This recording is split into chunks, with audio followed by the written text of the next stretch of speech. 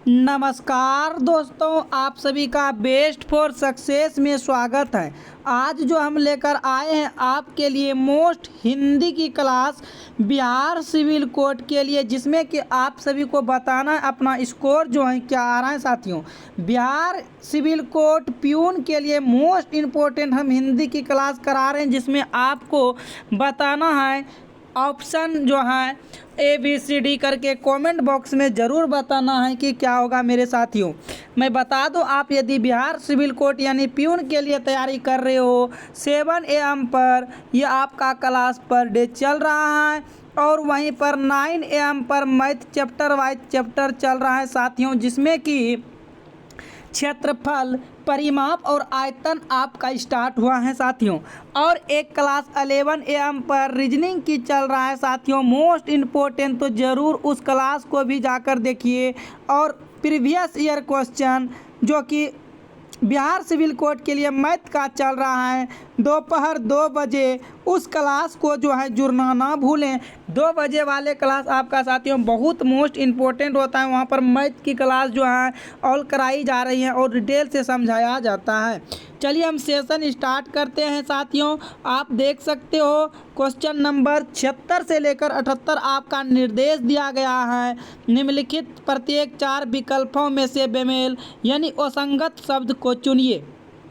कहने का मतलब साथियों, ये जो है किसी न किसी प्रकार से 3 समान होगा, जबकि एक क्या होगा, असमान होगा, तो उनको आपको बताना है। चलिए देखिए, बताइए क्वेश्चन नंबर 76 का सही जवाब क्या आएगा।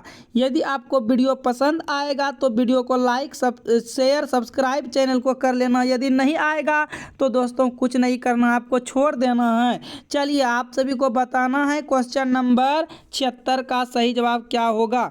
देखिए, इसमें से आपको असंगत बताना है, शारीरिक, अधि, दैहिक, मानसिक।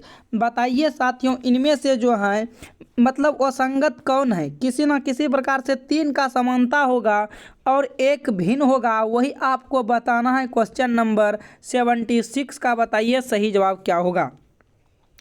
देखिए साथियों, ये शारीरिक, दैहिक, मानसिक, ये तीनों का तीनों जो हैं ये आपस में समान है, लेकिन मैं बता दूं आपको, बी जो आपका हो जाएगा अलग हो जाएगा। बी इसमें से क्या हो जाएगा, अलग हो जाएगा। आपका करेक्ट आंसर ऑप्शन बी हो जाएगा। आपको अब बताना है क्वेश्चन नंबर 77 में से मस्तक, सिर, शीश, शीर्ष। बताइए इनमें से कौन अलग हैं। अब देखिए, इसमें से मस्तक, सिर, इस प्रकार से कुछ जो है शरीर के अंग हैं। आप बताइए कमेंट बॉक्स में कमेंट करके इसका क्या आंसर होगा। मैं बता दूं साथियों, मस्तक जो है, सिर जो है और शीश जो है, ये सारे के सारे शरीर से रिलेटेड करते हैं। और आप देखो, ये शीर्ष, शीर्ष जो आपका आ गया एक ट्रेंगल का पार्ट आ गया, मतलब वह मैथमेटिक्स में चला गया, तो शीर्ष आपका साथियों अलग हो जाएगा। ऑप्शन डी इसमें से करेक्ट हो जाएगा। ऑप्शन क्या होगा मेरे साथियों, डी आपका करेक्ट हो जाएगा। आगे की तरफ बढ़ते हैं। क्वेश्चन नंबर आप 78 देखिए, कठिनाई, जटिलता, खेद, समस्या। आपको बताना इनमें से कौन सा अलग है। 78 में से बताइए। देखिए, कठिनाई, जटिलता और समस्या एक ही परिवार से बोले तो बिलोंग करता है, एक ही जाति, एक ही धर्म, एक ही वादी का है, लेकिन ये खेद जो है अलग हैं। खेद क्या है मेरे डियर साथियों, अलग हैं। तो आपका करेक्ट आंसर ऑप्शन सी होगा, राइट हो जाएगा सही जवाब। चलिए आगे की तरफ बढ़ते हैं। क्वेश्चन नंबर आप देख सकते हो 79 से लेकर 81 तक निर्देश दिया है। निम्नलिखित शब्दों के उपयुक्त पर्यायवाची छांटिए। मतलब आपको पर्यायवाची मतलब देखिए समानार्थी बताना है, क्या होगा। स्वर्ग का बताओ साथियों पर्यायवाची क्या होता है। यानी कि स्वर्ग का ही सेम दूसरा रूप हम क्या बोल सकते हैं, इसका अर्थ ये हुआ स्वर्ग का ही। और एक दूसरा नाम बताओ क्या होगा, ब्रह्मांड, ध्यो, यमलोक, नरक। देखिए अमलोक और नरक तो ये हो ही नहीं सकता है, क्योंकि एक ही तरह के लग रहा है, तो ये नहीं होगा। तो बताइए क्या हो जाएगा। तो स्वर्ग का दूसरा रूप ध्यो होते हैं। क्या होते हैं मेरे डियर साथियों? धियो होते हैं। आपका आंसर करेक्ट हो जाएगा बी। क्या हो जाएगा? बी हो जाएगा। आगे की तरफ बढ़ते हैं। क्वेश्चन नंबर आप देख सकते हो 80 क्या कह रहा है? कहता है भागीरथी। भागीरथी का पर्यायवाची शब्द क्या होगा? देखिए मैं बता दूं साथियों, क्या होता है? देव नदी,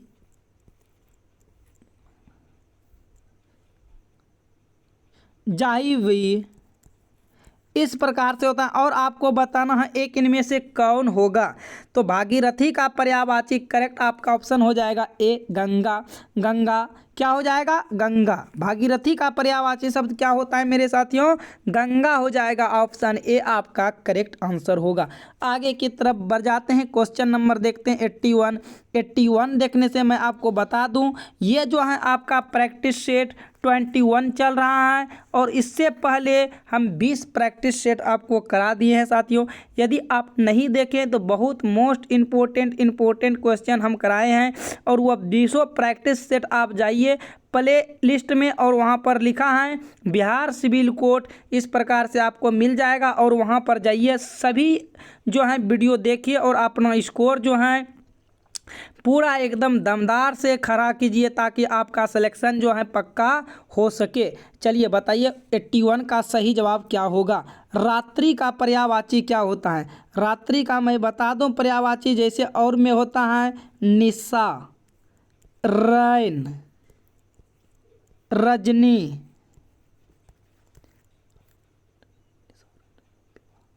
ठीक इस प्रकार से होता है। और बताइए एक कौन सा हो जाएगा? तो एक आपका सी हो जाएगा, रात्रि का विभावरी। क्या हो जाएगा मेरे साथियों? विभावरी। रात्रि का एक पर्यायवाची शब्द आपका सी हो जाएगा, विभावरी। ऑप्शन सी करेक्ट हो जाएगा। सही जवाब क्या होगा? सी होगा। आगे की तरफ बढ़ते हैं। क्वेश्चन नंबर आप देख सकते हो 82 क्या कह रहा है? निम्नलिखित में से कौन सी भाषा संस्कृत भाषा का अपभ्रंश है? अवधी, पाली, खड़ी बोली, वज्र। आप सभी को बताना इनमें से करेक्ट आंसर क्या होगा 82 का, बताइए। तो ये संस्कृत भाषा का जो है पाली, ऑप्शन बी। आप जो है 1 से लेकर 20 तक यदि प्रैक्टिस सेट किए होंगे तो आपको इस टाइप का क्वेश्चन वहाँ पर मिला होगा साथियों। आगे की तरफ बढ़ जाते हैं। क्वेश्चन नंबर आप देख सकते हो 83 क्या कह रहा है? 83 में देखो साथियों, कहता है रामचरितमानस किस भाषा में लिखा गया है? आपको बताना है रामचरितमानस जो है ये किस भाषा में लिखा गया है? भोजपुरी, मागधी, अवधी, वरज। आप सभी बताइए साथियों क्या होगा 83 का सही जवाब? 83 का सही जवाब ऑप्शन सी हो जाएगा करेक्ट आंसर। क्या होगा? ऑप्शन सी हो जाएगा करेक्ट आंसर। आगे की तरफ बढ़ते हैं। क्वेश्चन नंबर आप देख सकते हो 84 क्या कहता है? नीलगाय में कौन सा समास है? बताइए। कर्मधारय, द्विगु, अव्ययीभाव, तत्पुरुष। नीलगाय, जिसका नीलगाय नीला के समान हो। आप सभी को देखिए इस टाइप का क्वेश्चन जो है बहुत पढ़े हैं, तो बताइए ये जो है आपका सही जवाब हो जाएगा कर्मधारय। क्या हो जाएगा मेरे साथियों? कर्मधारय आपका करेक्ट आंसर ऑप्शन ए हो जाएगा। अब द्विगु समास का बात करें, जिस संख्या में यानी कि संख्या का गिनती का बोध हो, जैसे 1 2 3 4 इस टाइप से, यानी कि वह गिनती का बोध के रूप में आना चाहिए, वह द्विगु समास कहलाएगा। जैसे मेरे लिए त्रिभुज, त्रिभुज में क्या आ रहा है साथियों? तिरी मतलब 3 आ रहा है, तो यह द्विगु समास हो जाएगा। जैसे हम ले लें त्रिनेत्र, जैसे हम ले लें चौराहा, चौराहा में क्या आ रहा है साथियों? 4 आ रहा है, तो ये द्विगु समास हो जाएगा।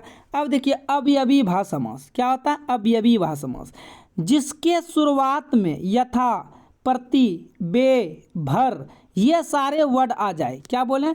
यथा, प्रति, बे, भर ये सब शुरुआती वर्ड में, शुरुआती शब्द में आ जाए तो हमेशा अवयवी समास कहलाते हैं। कौन सा समास कहलाते हैं?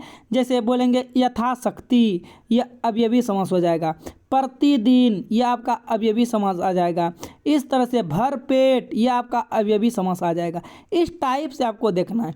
अब देखिए तत्पुरुष, आपको बताना है तत्पुरुष में कौन कौन से आ सकता है। इसका 1-2 एग्जाम्पल कमेंट बॉक्स में कमेंट करके मेरे डियर साथियों बताइए। चलिए देखते हैं क्वेश्चन नंबर 85। आप देख सकते हो, ध्यान पूर्वक देखिए क्या कहता है। चरपाई पर चादर बिछा दीजिए, वाक्य में से पर कौन सा कारक है? कर्ता ने क्रम को करण से संप्रदान को के लिए अधिकरण में अपर, ऐसे पढ़ते हैं ना साथियों, अधिकरण में अपर, तो यहाँ पर दिया है तो किस में पर आ रहा है? तो बोलिएगा अधिकरण में अपर आ रहा है। आपका करेक्ट आंसर ऑप्शन बी हो जाएगा। आप जरूर व्याकरण पढ़ लीजिएगा, व्याकरण से पढ़ के जाना है साथियों, क्योंकि इससे बहुत क्वेश्चन पूछे जाते हैं और पूछे गए हैं कई बार। चलिए बढ़ते हैं क्वेश्चन नंबर आगे की तरफ। आप देखो क्वेश्चन नंबर 86 क्या कहता है। अक्षो वर्ण किसके योग से बना है? आपको बताना है ये अक्षो जो बनता है, ये अक्षो किनके योग से बनता है? क प्लस मूर्धन्य क प्लस च क हलंत छ क हलंत अक्ष। अब बताइए 86 का सही जवाब क्या हो जाएगा? तो ये अक्षो जो बनते हैं मेरे साथियों, ये इनके वर्ण से बनते हैं, क प्लस मूर्धन्य। किनके वर्ण से बनते हैं? तो किस ऑप्शन में दिख रहा है? ऑप्शन ए में। ए आपका क्या हो जाएगा? सही जवाब हो जाएगा। क प्लस मूर्धन्य स्व से बनते हैं। देखो ये इसको क्या पढ़ते हो? तालब स्व पढ़ते हो। इसको क्या पढ़ते हो? मूर्धन्य स्व पढ़ते हो। इसको क्या पढ़ते हो? दंत स्व पढ़ते हो ना। इस तरह से स्व 3 तरह के होते हैं। पहला आपका देखो तालब स्व हो गया, तालबी स्व, दूसरा हो गया मूर्धन्य स्व, और तीसरा हो गया दंत स्व। इस प्रकार से पढ़ते हैं। ये शरीफा में कम आता है, ये षटकोण लिखते हो तो कम आता है, और ये साइकिल लिखते हो तो कम आते हैं। इस प्रकार से सभी स्व का प्रयोग होते हैं। आगे की तरफ बढ़ते हैं। क्वेश्चन नंबर आप देख सकते हो 87 से 89 आपके लिए निर्देश है। नीचे दिए गए शब्दों का सही संधि का विकल्प चुनिए। आपको इसमें से संधि बताना है। उन्नति, बताइए उन्नति कौन सा संधि है? व्यंजन संधि, स्वर संधि, विसर्ग संधि, स्वर और व्यंजन संधि। आपको बताना है क्वेश्चन नंबर 87 का सही जवाब क्या हो जाएगा। तो 87 का करेक्ट आंसर ऑप्शन ए हो जाएगा, व्यंजन संधि। क्या हो जाएगा? व्यंजन संधि आपका करेक्ट हो जाएगा। आगे की तरफ बढ़ते हैं।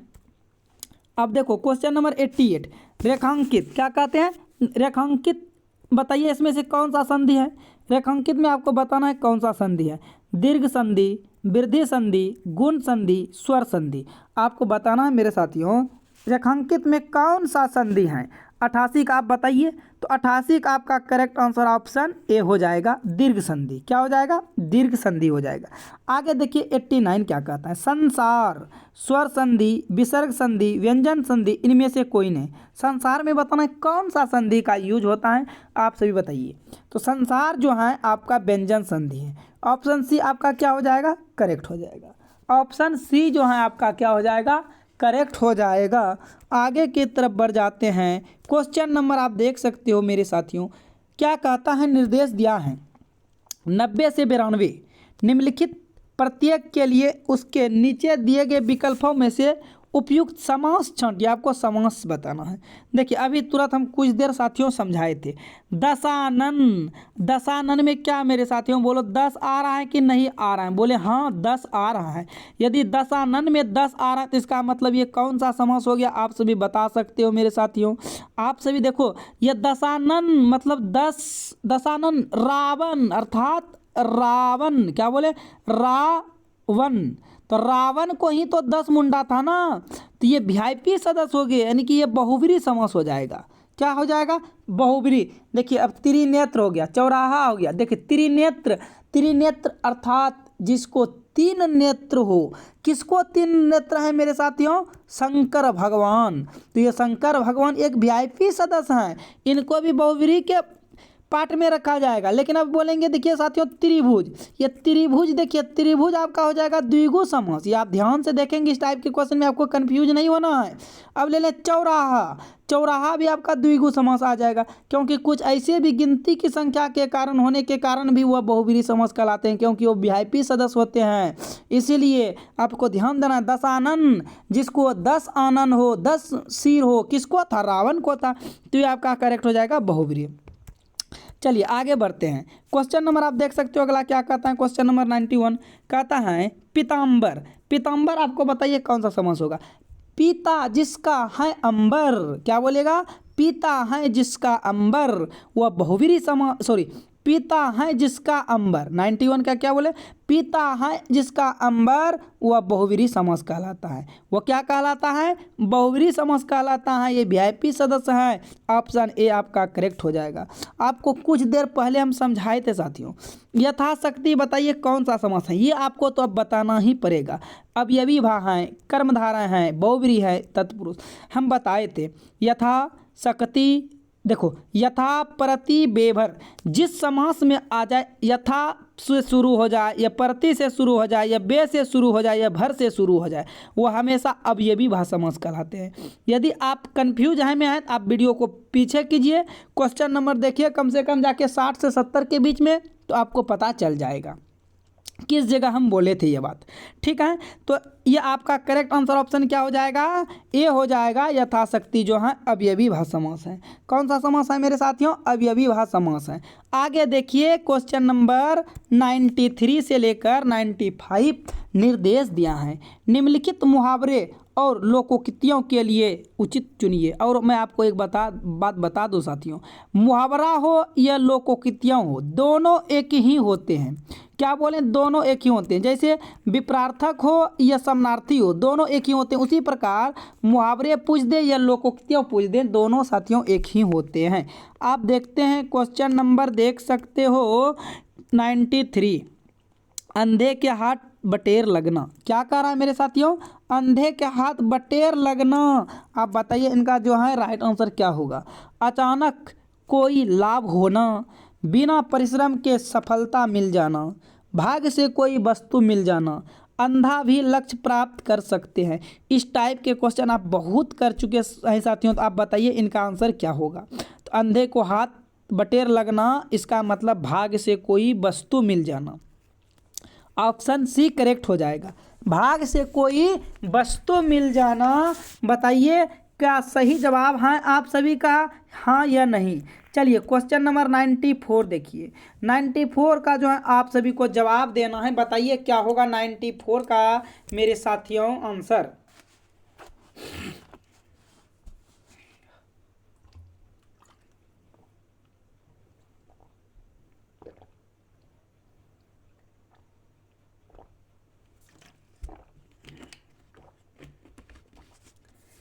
चलिए साथियों बताइए क्या हुआ, 94 का सही जवाब आप सभी को बताना है।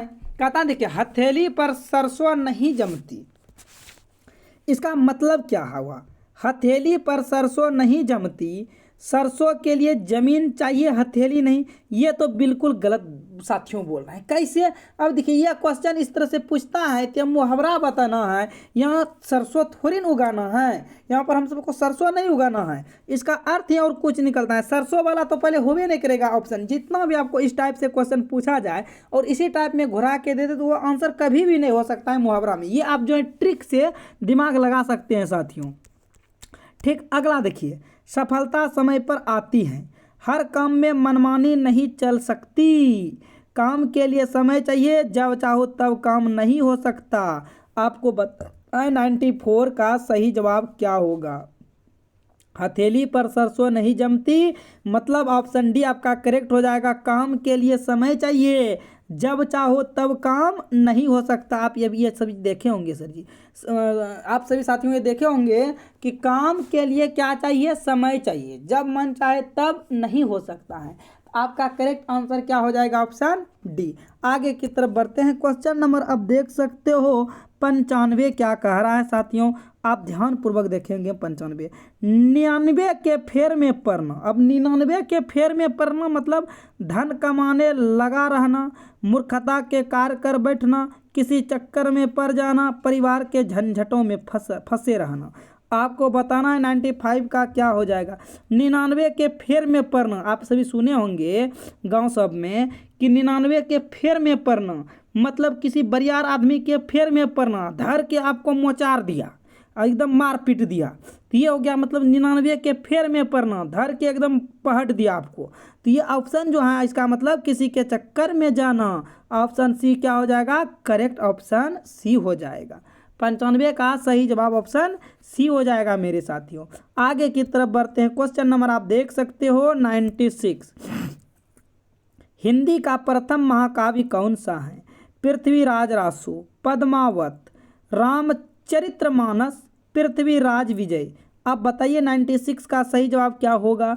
96 का सही जवाब ऑप्शन ए हो जाएगा, पृथ्वीराज रासो। ऑप्शन ए क्या हो जाएगा, करेक्ट हो जाएगा। आगे की तरफ बढ़ते हैं। क्वेश्चन नंबर आप देख सकते हो 97। तितली किसकी रचना है। जयशंकर प्रसाद, आचार्य रामचंद्र शुक्ल, श्याम सुंदर दास, आचार्य महावीर प्रसाद द्विवेदी। आपको बताना है क्वेश्चन नंबर 97 का करेक्ट आंसर क्या होगा। तो ये जो तितली किसकी रचना थे, तो ये जयशंकर प्रसाद के थे। ऑप्शन ए करेक्ट हो जाएगा। आगे की तरफ बढ़ते हैं साथियों। क्वेश्चन नंबर 98 देख सकते हो। कहता है निम्नलिखित में से सबसे पहले अपने आत्मकथा हिंदी में किसने लिखी है। राजेंद्र प्रसाद, श्याम सुंदर दास, जवाहरलाल नेहरू, सेठ गोविंद दास। 98 का बताइए क्या होगा आंसर। तो ये ऑप्शन ए करेक्ट हो जाएगा। ये लिखा था आत्मकथा किसने लिखा था, राजेंद्र प्रसाद। किसने लिखा था साथियों, Rajendra Prasad. Option A correct हो जाएगा। क्वेश्चन नंबर 99 देखिए। अवला जीवन है तुम्हारी यही कहानी, आंचल में है दूध और आंखों में पानी, उपर्युक्त पंक्ति किस काव्य की है। अवला जीवन है तुम्हारी यही कहानी, आंचल में है दूध और आंखों में पानी, उपर्युक्त पंक्ति किस काव्य की है। आपको बताना है मेरे साथियों, यशोधरा, कामायनी, साकेत, आंसू। आपको बताना है 99 का करेक्ट आंसर क्या होगा। ये जो है यशोधरा का है। ऑप्शन ए आपका करेक्ट हो जाएगा। मैं बता दूं दोस्तों आपको हार कभी मत मान हार आपको कभी मत मानना, क्योंकि पता है दोस्तों आपकी माँ आस लगा कर बैठी हैं कि मेरा एक दिन जो है लाल सिलेक्शन जरूर लेगा। तो आप सभी जरूर मेहनत कीजिएगा। कहा गया है पसीने के हर बूंद को मोती सा चमकाऊंगा, पसीने के हर बूंद को मोती सा चमकाऊंगा, माँ तू सपने बड़े देखना इसे पूरा करके मैं दिखलाऊंगा। अब की बार इसे पूरा करके मैं दिखलाऊंगा। आप सभी को इतना मेहनत करना ताकि आपका सिलेक्शन जो है 100% हो सकता है दोस्तों। देखो कहता है मंजिल मिले या ना मिले ये तो मुकद्दर की बात है।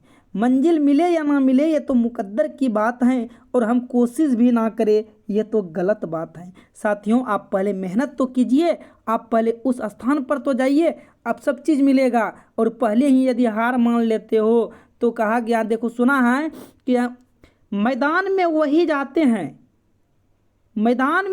जाते हैं सोच के यह तो जीत या तो हार। यदि पहले ही सोच ले कि मेरा हार है तो क्या वह जाएगा, नहीं जाएगा। तो चलिए आपको जो है पूरा ध्यान से पूर्वक पढ़ना है और एग्ज़ाम निकालना है। और मैं यदि साथी आपको वीडियो अच्छा लगा है तो चैनल को सब्सक्राइब कर लेना और घंटी को ऑल कर लेना, और वीडियो को लाइक भी कीजिए और अपने ग्रुप के साथ जो है शेयर कीजिए अपने दोस्तों के साथ। Instagram, Twitter, Facebook, WhatsApp, Telegram जितने भी साथी हों उस पर जरूर शेयर कीजिए। चलिए क्वेश्चन नंबर देखिए 100 का जवाब दीजिए। कबीरदास की भाषा थी, आपको बताना है कबीरदास की जो है कौन सी भाषा थी। सदुक्री, खरी बोली, कन्नौजी, ब्रज। आप सभी बताइए 100 का क्या होगा जवाब। ये लास्ट क्वेश्चन आपके लिए। तो मैं बता दूं आपका इसका आंसर जो है करेक्ट ऑप्शन ए हो जाएगा। क्या हो जाएगा, ए हो जाएगा। यदि आपको वीडियो अच्छा नहीं लगा है दोस्तों मत लाइक सब्सक्राइब कुछ नहीं करना है दोस्तों, सिर्फ आप पढ़िए। मेरे लिए इतना ही साथियों कि आप पढ़ के सिलेक्शन लीजिए, तब आकर वीडियो को लाइक सब्सक्राइब कीजिए। यदि हैं तो, नहीं है तो आप कर सकते, कोई दिक्कत नहीं। तो मिलते हैं फिर नेक्स्ट वीडियो में दोस्तों, और अपना स्कोर जरूर बताना है आपका स्कोर क्या आया साथियों। ठीक है, तो ऑल द बेस्ट। अभी के लिए इतना ही। Take care, bye bye.